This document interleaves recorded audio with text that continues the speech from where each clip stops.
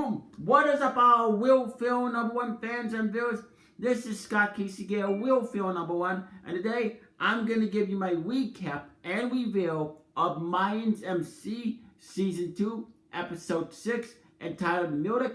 It was directed by Guy Fieri, and it was a really fantastic episode. Season 2, like I've said many times, my review has been absolutely amazing.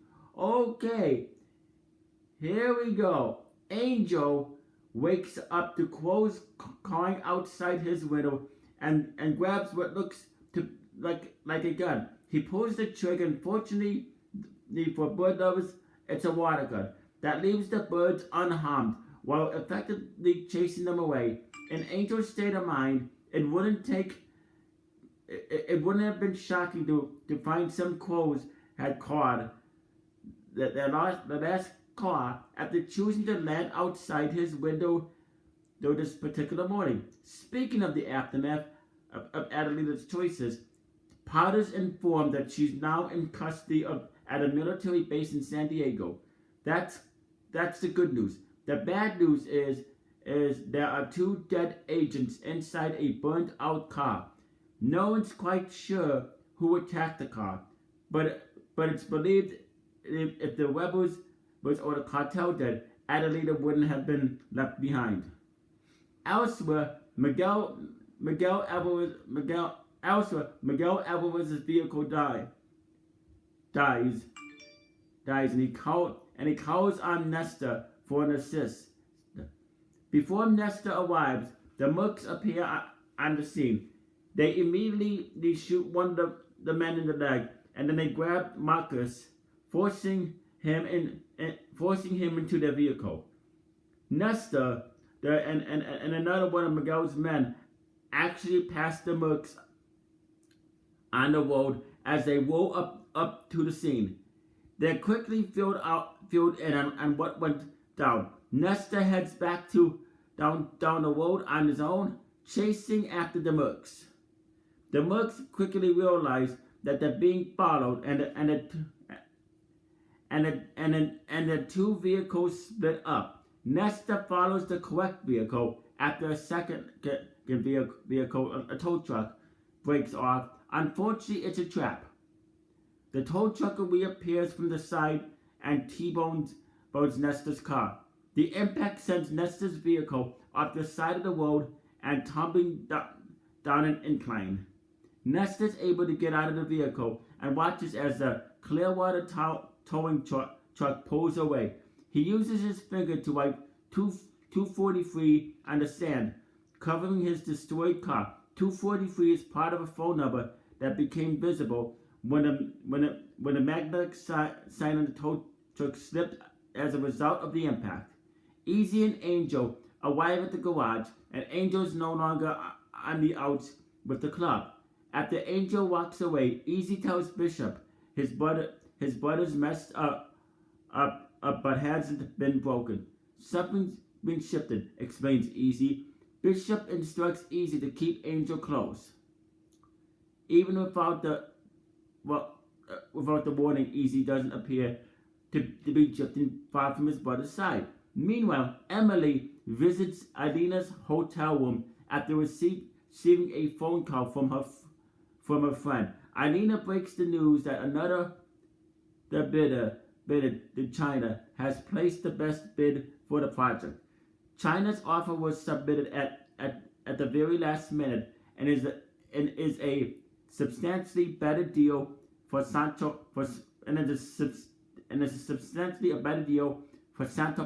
Padre.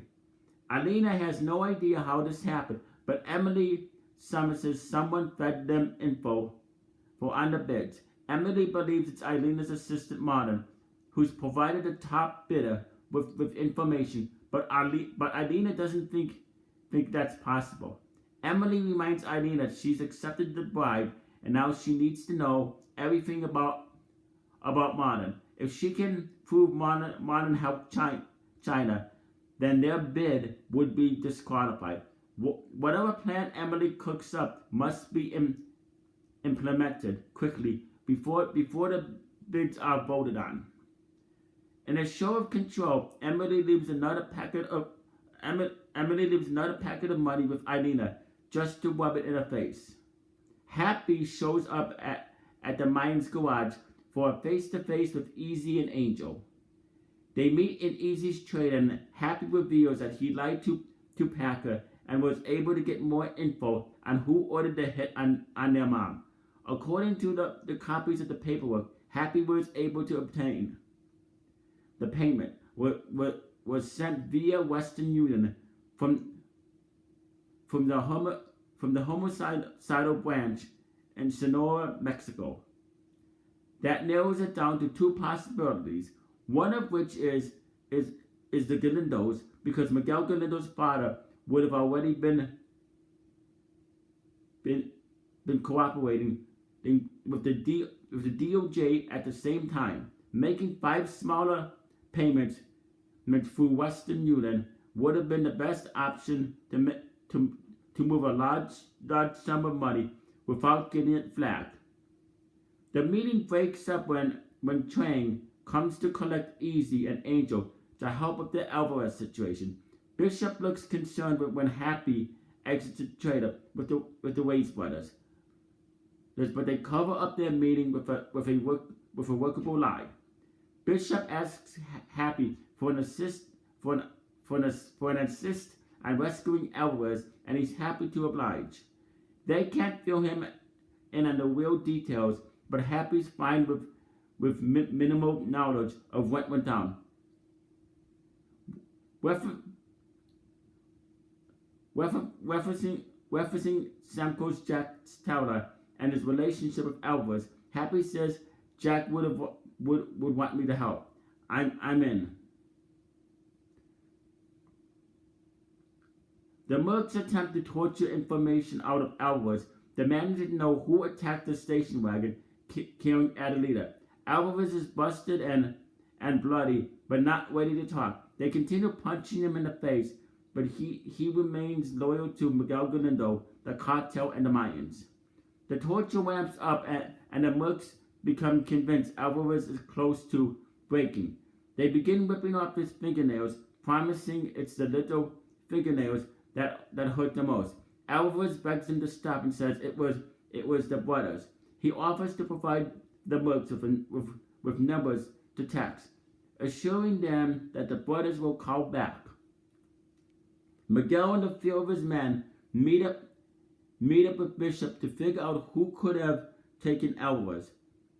They don't believe it's a rival cartel, and Miguel finally lands on Potter and the Mulucs are the likable candidates.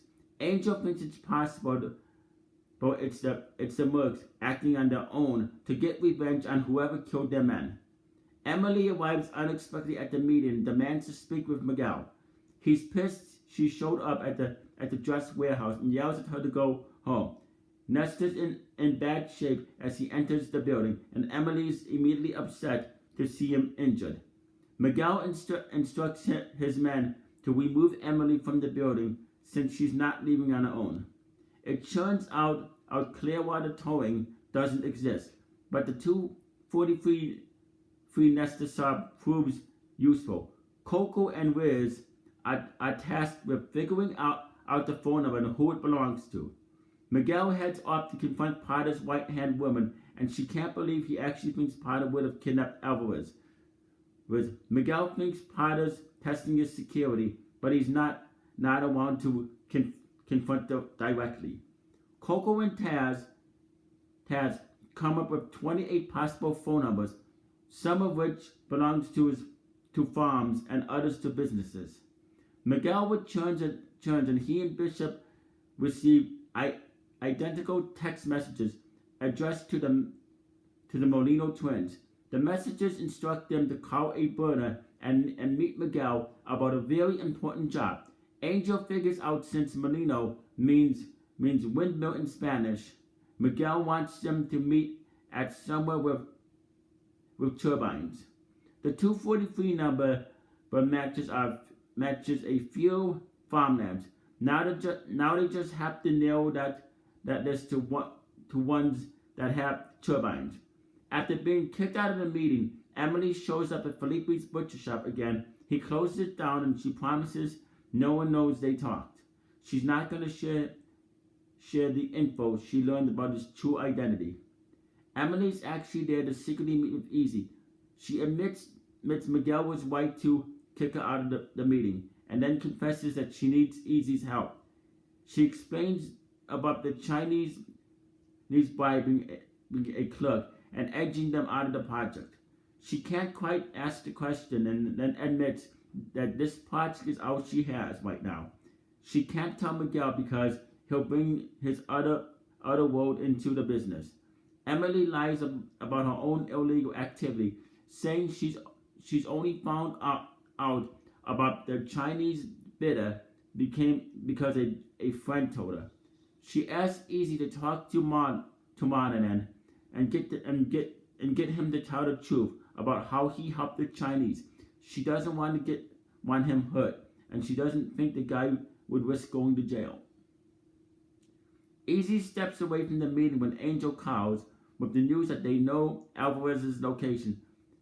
Before heading out, Easy agrees to help Emily. The leader of the Mulucs tell Alvarez they sent the text and still haven't heard back. Alvarez asks if Potter ordered his kidnapping. Alvarez reveals he knows who these guys are, calling the leader by his name. The leader puts a spike through Alvarez's hand and threatens to put one through the other hand if the brothers don't call soon. After that, he'll chop off both hands. The club cartel members arrive at the hills immediately above the farmhouse. Coco takes up a position and uses his sharpshooting skills to put a bullet through the forehead of a Muluc on guard duty. Miguel's also with the group, and Nestor warns he shouldn't be there. Miguel's not worried because he knows Nestor will take a bullet for him. Coco's unable to spot the location of the other Mulucs from the distance. Angel volunteers to get closer. However, Coco and Easy follow in his footsteps. The three of us moving together kind of defeats the whole strength things, says Angel. I'm not suicidal, you fucking morons.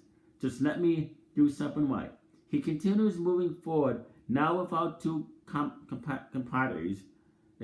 Angel makes it to the brick wall, not far from the recently deceased Muluc. He hunkers down behind a tow truck before making his move closer to the building. He steps on something metal, which causes a clatter. However, no one emerges from the building. Peering through a window, Angel spots a group with Alvarez. Just as Angel turns from the window, another Muluc on outside guard duty spots him. Coco takes care of that guy for a bullet to the head before he can even raise his gun. Angel moves away from his perch by the window. Times run out inside the building as the Mulucs call bullshit on the phone numbers Alvarez provided. They are, however, impressed with how tough Alvarez is and how long he's held out. Before they can finish off Alvarez's, a glass shatters nearby. The Mulucs head toward the noise, and suddenly a tow truck drives through the closed garage door, hitting a few of the men. The Mayans and Miguel's people follow it in, and a gunfight breaks out. Happy's a brave ally as he takes one of the Mulucs down, and the club and cartel handle the rest. Miguel and Nestor pull up the rear and enter the building after the actions quieted down. Alvarez is freed. He's in poor shape but still alive. The leader of the Mulucs is still alive, but Alvarez waves a gun. Then they try and hand them to finish the job. Easy understands what's needed and gives Alvarez one of the tools they use to torture him. Alvarez is helped over to the Muluc's injured body, where he tells him he should have learned a little Spanish. He then proceeds to bash his head in, thus killing him. The Mayans regroup at the clubhouse, and Easy and Angel take a minute to say goodbye to Angel. They assure him that it'll be over once they find out the identity of the person who ordered their mother's murder. After getting a hug from his little brother, Angel heads out to see their dad. As Alvarez is getting fixed up by the club's doctor, Bishop warns him never scare them that way again. Nesta arrives and Alvarez says what he did gives loyalty a whole new meaning. I'm proud of you, and I thank you, my brother, says Alvarez. Miguel arrives home for a much-needed conversation with Emily. She admits she messed up and should not have shown up at his meeting. She also confesses she's enjoyed getting closer to him since Potter and Adelita entered the picture. But the boundaries between Miguel's worlds have become less defined. He offers an apology and she accepts. She also assures him she made out one call and handled the problem she wanted to discuss with him earlier that day. Lincoln Potter calls the Mulucs and the phone just rings. The camera pans and shows 6 dead Mulucs lined up on the floor, backed up by the sound of a ringing phone. Potter asks an agent to get the NSA and ICE to hand over everything they have on Ignacio Cortina and Felipe Waves. Easy shows up at Marlon's house, announcing himself at the door, and using his real name. And in the late in the episode plot Marlon recognizes Easy from the high school. Marlon's a few years younger, but they both played ball. Marlon's currently living with his mom, but just put down a deposit on a new condo. Marlon suddenly decides to ask why Easy's there, and Easy confesses he's there about the agriculture about the agriculture park project. Marlon tries to kick him out, but Easy reveals the cops are going to pull his email and phone records. Because the only way to stay out of jail is to tell his boss the truth. Easy slips and uses the word we during their talk, and Marlon realizes who Easy's representing. Marlon makes a critical mistake and calls Emily a cartel whore. Easy punches him in the face in response and then says, "The only person I'm doing this for is you, Marlon. It's your ass on the line." Easy demands Marlon's phone and laptop, but Marlon won't turn him over. Easy warns him that even a guy living in his mom's basement should be smart enough to know this won't go his way. Easy asks one more time for the phone and laptop. Marlon asks if he's agreeing, and instead retrieves a gun from a desk drawer. Easy acts quickly and punches Marlon again in the face. They struggle over getting control of the gun, which is falling to the floor. Marlon has it in his hands when Easy tells him again, causing Marlon to shoot himself under the chin. The bullet explodes out on the top of his head as he falls back to the couch dead. From the position of his dead body and the bullet's entry wound, anyone investigating could easily assume this was a suicide. And I would give this episode 5 stars, 2 thumbs up, way up in a 10 out of 10. I love this episode. I had a hunch that was gonna happen, but not that way. Wow, what a cliffhanger. And I wonder what's gonna happen in the next 4 remaining episodes. Where's this gonna lead to? Is Emily gonna find out that Marlon accidentally killed himself? And is she gonna blame it on Easy? How is this going to play out? What is gonna happen? There's 4 episodes left this season. 4 episodes left, and also is Lincoln Potter gonna find out that his mercenaries are dead? And if he does, how is he gonna react? And and it was a very interesting episode because Lincoln Potter was only in 2 scenes in this episode. So what's gonna happen to him in the 4 remaining episodes if he's in next week's episodes? I mean, I did not see him in the preview for next week's episode, so I don't know if he's not gonna be in next week's episode, but maybe the 3 final episodes after that. And if he does, who's gonna kill him? And is Felipe Reyes going to find out that Lincoln Potter wants to get more background information? Send it to the ICE, and how is that gonna play out? The NSA and ICE, how is that gonna play out? And what's gonna happen? And when he does, and the question and the other question is, will the Mayans finally get their hands on Lincoln Potter? And if they do, will they kill him? Oh, I'm really looking forward to seeing how this plays out. Lots gonna happen in the 4 remaining episodes. Hold on, and I can't wait. I am so pumped up. Anyway, like I said, comment down below in the comment section. Tell me what you thought about this episode. What do you think is gonna happen in the remaining episodes? Anyway, you stay classy, live long and prosper, and peace out. I will be back here next Sunday to do a Walking Dead season 10 episode 2 reveal, and next Tuesday we'll be doing my Mayans season 2 episode 7 reveal. Anyway, you stay classy, live long and prosper, and peace out.